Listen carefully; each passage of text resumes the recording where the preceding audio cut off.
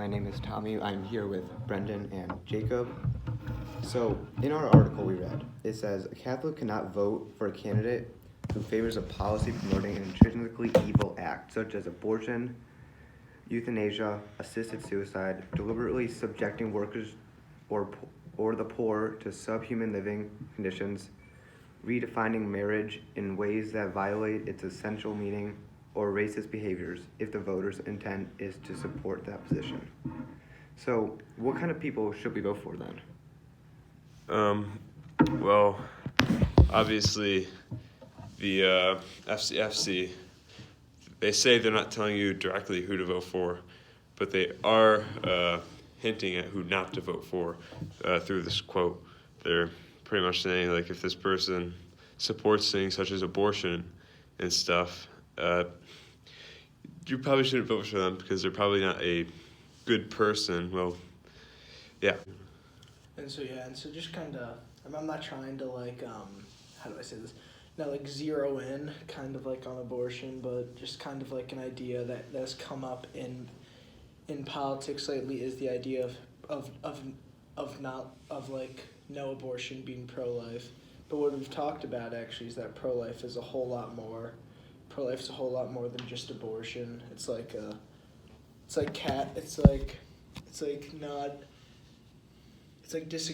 not going along with the I'm blinking right now. I'm not going along with It's not capital, going along with like morals.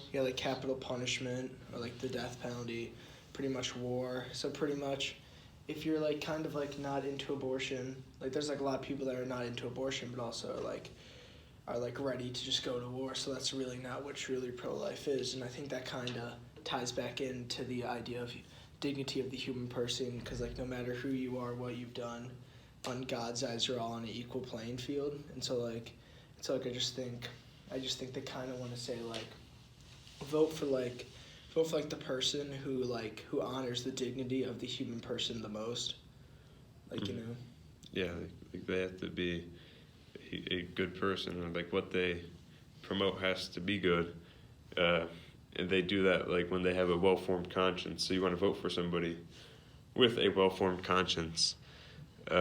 Tommy, do you have anything to add to that?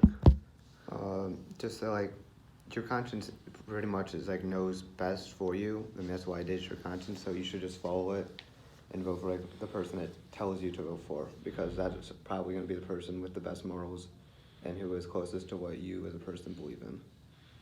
But I know this is kind of like the question that I kind of came up with.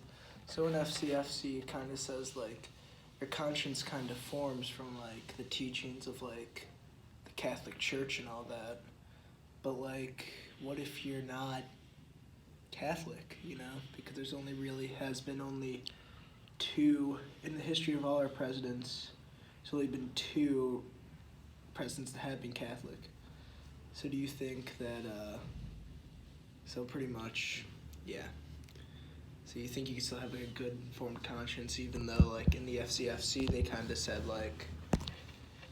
I don't know, they kind of said you need to have teachings from the Catholic Church. So you think you can still have a good informed conscience, even if you're not Catholic? Yeah, if the person you're voting for isn't Catholic, they could still have policies and things that you still believe in. And even if all the candidates aren't Catholic, like it said in FCFC, if every candidate is bad, or they have something bad that they promote, you just vote for which one is the least bad, pretty much, or just don't vote at all. Just try to listen to whatever your conscience is saying to help make that decision. So back to why can you still have a well-formed conscience if you're not in a Catholic? Yeah. I mean, you can still have a well-formed conscience, because having or believing in not having abortion or things like that, that's not just a Catholic thing. Other people would still not believe in abortion. They don't believe in euthanasia. That's not just something that only Catholics follow. there's a lot of people who would still have that same thing that you could still support them. Yeah, their conscience, I mean, like, everybody's conscience is the voice of God. So, I mean, non-Catholics would still have a conscience, and it might be telling them that, like, life is sacred, and maybe they should choose to listen to that, and yeah. Yeah, so I'll just propose another question, and from a quote, and the text says, when necessary, our participation should help transform the party to which we belong. We should not let the party transform us in such a way that we neglect or deny fundamental moral truths or approve intrinsically evil acts. So yeah, it's like, to what extent you guys like kind of like agree with that quote? I mean, what it's pretty much saying, just to summarize it, is like the party in which you belong to, I mean, don't let it transform you. You should be transforming it, because, I mean, every party is probably flawed in some way, and the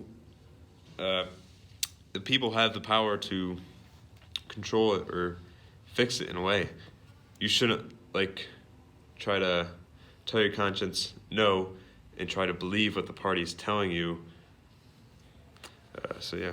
You're just kind of building up to that. It was the cornerstone of our country is obviously democracy, and that and I think that kind of ties into conscience, because conscience, it kind of like shows your morals, and you can choose and with your conscience you choose what's right and wrong, and so like through that, and like through like democracy and through conscience, you can actually at least have a say in what your government is, what your government is, that also lines up with your conscience.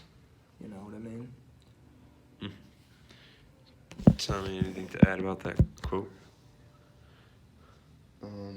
Not really, but I did have another question stemming from our readings. And so, quote is, conscience is not something that allows us to justify doing whatever we want, nor is it a mere feeling about what we should or should not do. In what ways does our conscience help us to make the right decisions in voting? Like, yeah. Well, that quote speaks to listening to your conscience instead of just doing whatever we want or any evil things. And listening to our conscience, it's literally the voice of God, like we talked about, and listening to it in voting, and like who we think is the right candidate and what they support. You got to think about all those things. Think about who is the right person. Your conscience might be telling you something. Yeah, and so I just kind of want to talk about this quote, because I think it's kind of interesting, because it says it's just not a mere feeling, which is it's kind of odd, because I feel like this quote's kind of like saying conscience is just it's more, it's something I don't want to say unearthly, but it's something more than what we can.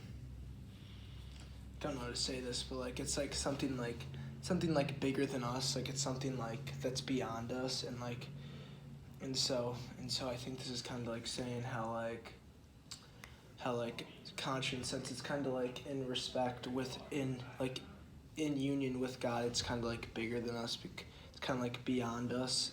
But God still gave us the gift of conscience, so we could use something that is so we could use the conscience, so that we could have our so we could use the conscience, so that we can make educated decisions on who our leaders is, kind of influenced by God. Yeah, this quote says it's not something that allows us to justify whatever we want. So, I mean, you can't just kind of try and control your conscience in a way, or try to think it's telling you one thing and be oh, I'm going to listen to my conscience. It's telling me to vote for this guy because, that's who I actually want to vote for. You should just let your conscience kind of like listen to it fully. Don't block out some parts and be like, oh, this person who supports the things I want, I want to vote for him. Okay, that wraps up this discussion.